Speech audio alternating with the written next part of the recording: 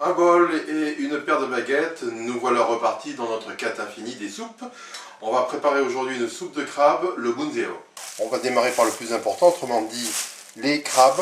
Donc à défaut de crabes de rivière, vous allez vous procurer des crabes verts.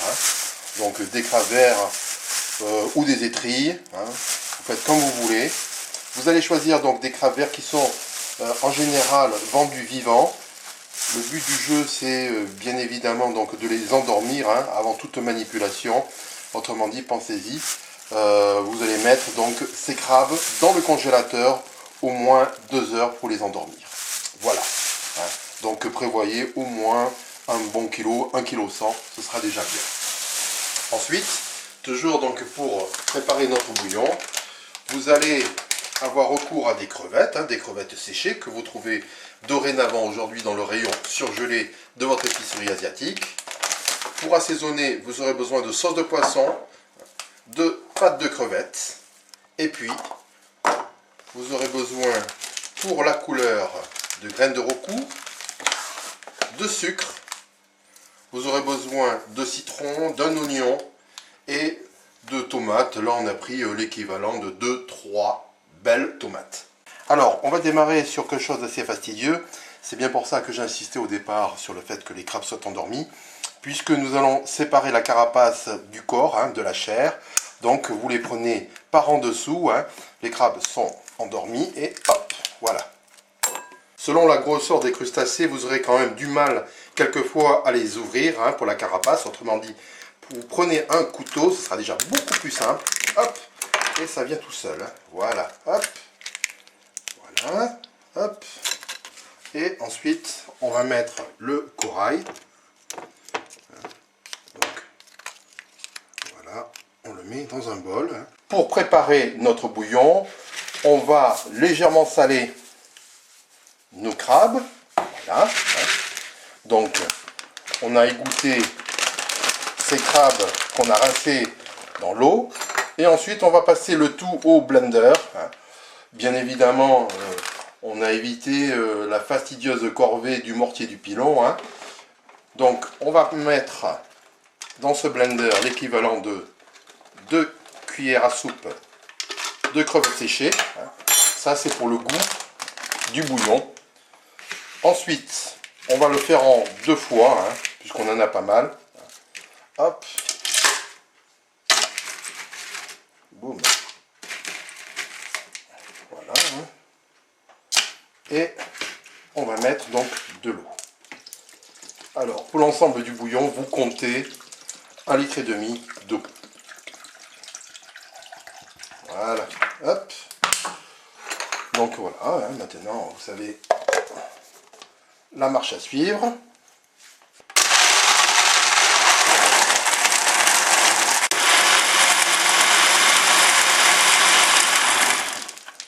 Voilà, au bout d'une minute, globalement, regardez, hop, on voit que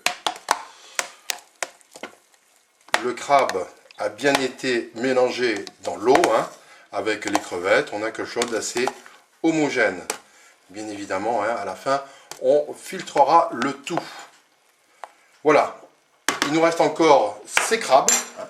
Donc, je vous propose de finir la préparation et de se retrouver dans un petit instant. On va filtrer de la manière suivante. On a mis une passoire. On va y aller doucettement, puisque les choses les plus lourdes, vous le voyez, vont rester au fond de ce saladier. Voilà.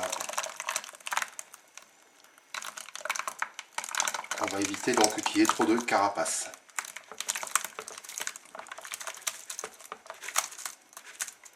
Voilà, il n'y a vraiment que des carapaces, pas la peine d'aller plus loin. On va maintenant préparer l'huile de roku, ce qui va donner de la couleur à notre préparation. On va prendre à peu près une cuillère à soupe de graines de roku. On fait chauffer ça à feu moyen et on va y mettre l'équivalent de 2 cuillères à soupe d'huile. Voilà. On va laisser reposer ça un petit moment après que cela aura chauffé et vous verrez la couleur de l'huile. Au bout de quelques instants, le roku et l'huile vont donner une belle couleur. Hop, voilà. On va filtrer l'ensemble et cette huile va nous servir dans un petit instant pour la constitution du bouillon.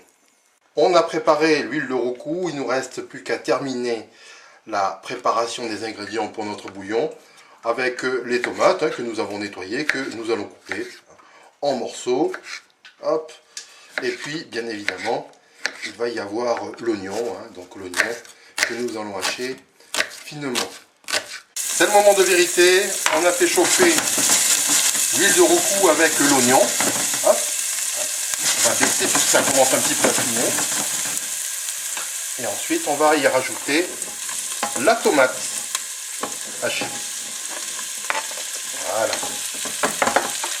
Maintenant que nos tomates et l'oignon ont commencé à revenir dans l'huile de roku, on va ajouter ce qu'on avait réservé au départ, c'est-à-dire toute la partie corail des crabes verts. Hop. Qui vont donner un bon goût dans ce bouillon. Voilà. Vous pouvez jeter un coup d'œil sur la préparation. On est à feu vif.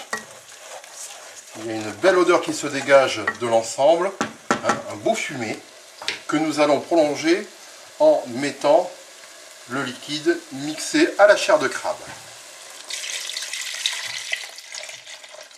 On y va doucement pour voir si à la fin il n'y a pas encore quelques morceaux de carapace. Vous voyez que là, hop, on va s'arrêter là. Il y en a encore un petit peu. Vous pouvez voir maintenant l'ébullition de la soupe de crabe où toute la partie chair de ces crabes verts est remontée à la surface. On a ce qu'on appelle une espèce de mousse. Hop. On va maintenant procéder à l'assaisonnement. Vous allez y mettre une cuillère à soupe de sauce de poisson, du Nookman.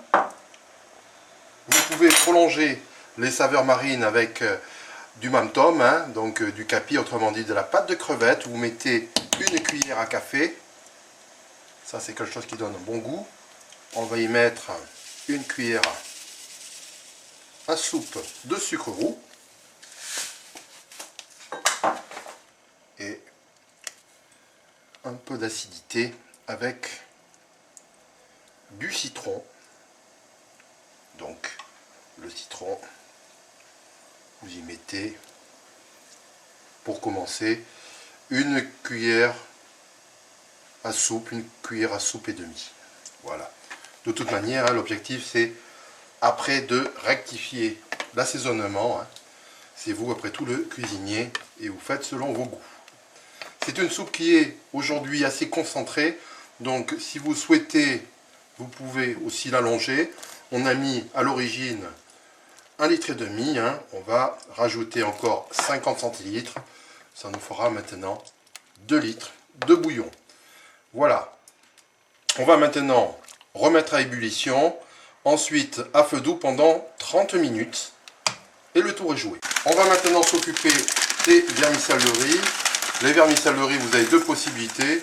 Soit vous les faites tremper dans de l'eau chaude et ensuite vous finissez la cuisson dans le bouillon. Et puis vous avez quelque chose de plus rapide, c'est ce que nous avons privilégié aujourd'hui. Vous allez mettre le vermicelle de riz dans de l'eau bouillante. On va faire cuire ça pendant 5-6 minutes selon les indications du paquet. Et ensuite on arrêtera la cuisson en trempant le vermicelle dans de l'eau froide. La fin de ce bouillon avec l'incorporation d'autres aliments, notamment, bon, ça c'est facultatif, mais ça donne toujours une valeur ajoutée pour la mâche de cette soupe. Vous allez y mettre quelques morceaux de tofu frit, comptez à peu près 50-70 grammes de tofu frit. Voilà, hop, on va laisser ça immerger dans le bouillon. Ensuite, vous pouvez mettre le reste d'huile de roku. Voilà. Et maintenant vous présenter la suite des ingrédients pour le final. Donc, on va mettre, ça aussi c'est optionnel, du surimi, un bon surimi au crabe. Vous allez ensuite vous intéresser davantage aux crudités. Les crudités, 2 feuilles de salade que nous allons hacher. Et puis, les germes de haricots mango. On va terminer avec des ingrédients très importants pour la saveur de cette soupe. Bon, les oignons ou de la ciboule taille, comme vous voulez, des oignons nouveaux.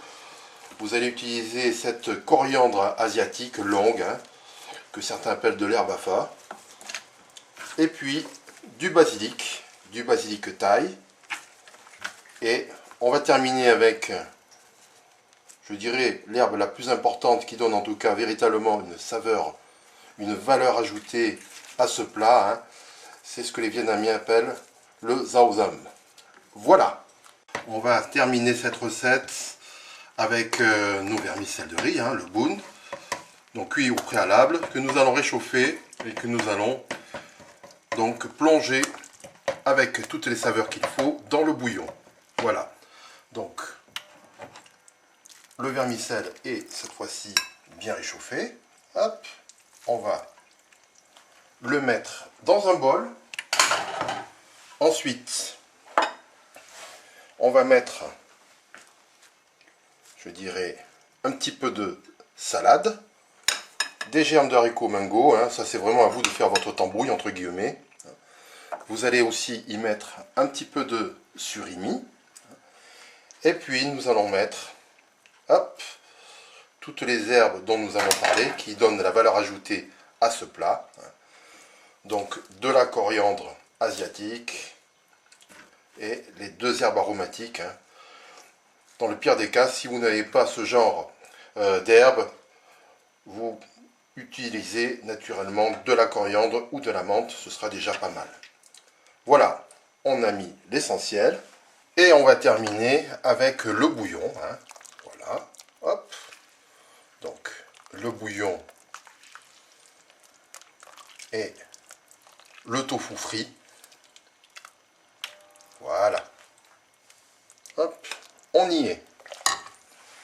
Donc, vous imaginez bien qu'avec ça, ça va être quelque chose de très agréable de pouvoir goûter cette soupe, ce que les Vietnamiens appellent le bun deo cua. Voilà. Je vous dis à une prochaine fois.